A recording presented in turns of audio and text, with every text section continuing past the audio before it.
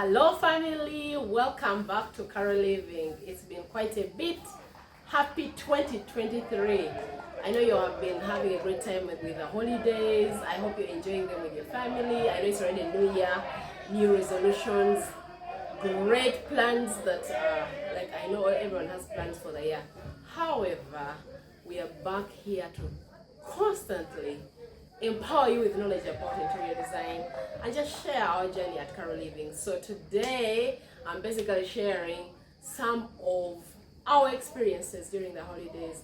Personally, I took a trip to Nairobi and I just want to share some of the spaces that I saw in way of a hotel, and I just want to share the interior design, let me say, experience that I saw. Of course, when I'm traveling, I'm keen to the constructions that are going on in the space that I travel, but I'm also keen to the interior design. What are they saying? What is the vibe? What is the interior design style? So I'm going to start with one of them. There are many that we share in the subsequent videos. However, I'm starting the one that basically was my landing point when I arrived in Nairobi. And it was a hotel, one of the hotels with a very, it was called a Tobriana Hotel, with a very great vibe of African architecture.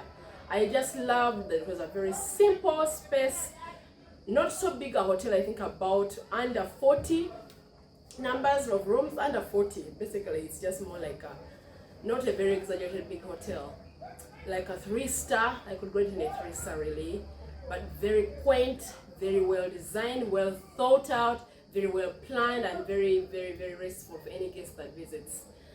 You would notice that as we would enter the rooms, I would say we entered through the reception. The reception was clad with so much African art pieces, African furniture. You notice that the chairs were covered with a lot of Maasai shukas, a lot of animal skin, a lot of like colors and colors that just embody African style. And I loved the floors as well. The floors were made of like stone, just natural stone, and laid out articulately nicely. They were really laid out nicely. I can say at least I took home something. A stone can also be laid out and it really looks great. So the common spaces, when you look at the reception, the bar area, the restaurant, it was just an African vibe, but basically embodied in the fabric, in the finishes. So the floor was stone, the chairs were engulfed with the fabric that is African, either skin, either Maasai shuka, some linen, very quaint, very silent linen were also there. However, when you went to the rooms, of course, the hallways were very white, a bit of white, but with accents of color here and there. The floor remained still stone. The walls were predominantly white, a bit of layering with different points of architecture. I realized that at every interval you notice that there is a wooden accent to the corridor itself. The stair rail was metallic, so like the stair rail was metallic, of course black, and it was it was speaking to the floor, like the black neutral accents were speaking to the floor. There was a lot of like layering in both white, but yet it's like texture. I saw a lot of like serrated finishes, like there was a bit of, I could say like a wall divider at some point, just a wall divider, metallic, but it's been painted white. So whereas it was like varying in the texture, but it was in keeping with a white interior design vibe, yes. When we went to the rooms, definitely, for me as with my family, we took over 2 rooms. I was traveling with my children, so they were sharing a twin bedroom while I was having my own single, I think it's a deluxe room, like a standard deluxe room. Yeah. So when you entered the rooms, it was a large, expansive room. I loved the space. Many times you travel in places and the rooms are not as, as large and just like embodying a space feel. But this room was it was very abundantly designed. The space was great, like the space given, it was good. I loved the layout of the room. You would enter, and on one side it was a very big mirror, very welcoming vibe, and as a luggage rack where you just lay down your luggage, and there were suitcases where the bags just lay down there. On the other side there was a bathroom, and the bathroom stroke a washroom, like it was all like connected. So like there was a bathroom, I could say, with WC, a toilet sort of, and then the bathroom, just basically a bath cabin with also stone. It was clad with stone. The finishes were very brown in nature. You know, so there is a peak window between the bathroom and the toilet, the bath cabin and the toilet. There was also a shelf, like a suspended shelf, which has a bit of wood accents and glass. The toilet was basically the traditional one that we know, a white pan and a water closet. The sink was a stone sink. It looked white like it was ceramic, but it was a stone sink clad with so much stone accents over there. I loved the embodiment. Like they went all out once they start. Like they went African and like industrial, but they went all out. They just kept the theme. Coming out of the bathroom, we had like a continuity of the bedroom. Of course, the centerpiece of the space was the bed with side tables and with some lampshades, some lighting above the bed, some art above the bed. I loved the bed spread. I loved it was actually like a linen material, very silent, very creamy, very neutral. Of course, it also encased the pillows, which was such a good decor piece on the bed. Also, I noticed that material was carried through to the curtains, basically the drapery that was surrounding the casement windows.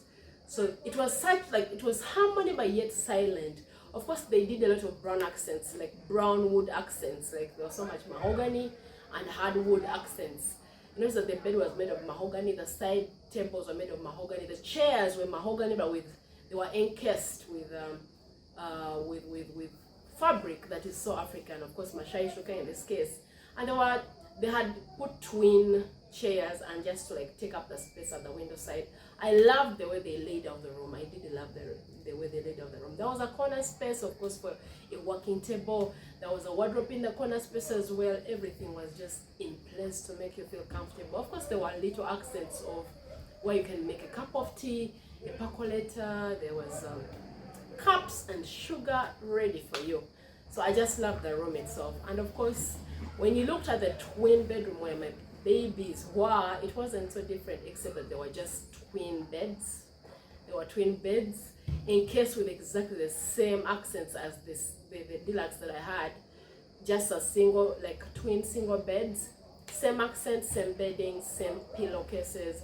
They added a baby cot, whoever, the twin bedrooms had like a baby cot, whoever may travel with a baby, but for us we didn't need it. So I used it as just a suspending rack for my children to play with, honestly. But it was very nicely placed in the room, in the large room. They had everything basically repeated out as laid out in my room, except for the fact that they were just twins. So I looked at this interior decor style and I was like, it was just falling within the traditional African, but also with accents of industrial, where there is metallic accent, stone accent, very heavy fabric, which has a traditional aspect to it. Was African fabric, mostly the linens and the Masai shukas.